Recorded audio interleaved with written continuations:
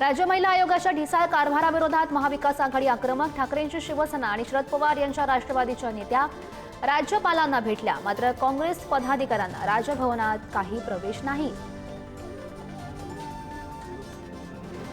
राज्य मंत्रिमंडळाच्या बैठकीमध्ये पावसामुळे झालेल्या नुकसानीचा घेण्यात आला आढावा. आषाढी वारी आणि वाढत्या कोरोना रुग्णांबाबतही झाली चर्चा. गोपीनाथ मुंडे यांच्या स्मृतिदिनानिमित्त गोपीनाथ गडावर विविध कार्यक्रमांचं आयोजन. मंत्री पंकजा मुंडे यांच्याकडून अभिवादन.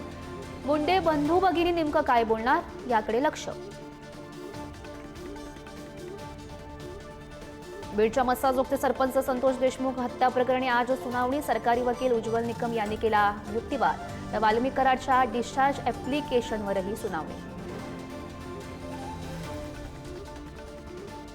शशांक आणि लता हगवणीला आज पुण्यातील म्हाळुंगे पोलीस घेणार ताब्यात. जेसीबी विक्रीच्या प्रकरणात हगवणे कुटुंबियांनी 11 लाख रुपये लाटल्याचा नवा प्रताप उघड.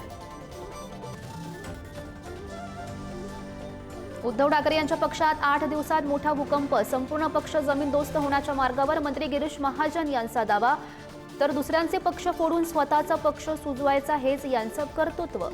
संजय राऊत यांचा हल्लाबोल. राज ठाकरेंनी घेतले मुंबईचे पोलीस आयुक्त देवेन भारती यांची भेट. दोघांमध्ये अर्धा तास चर्चा.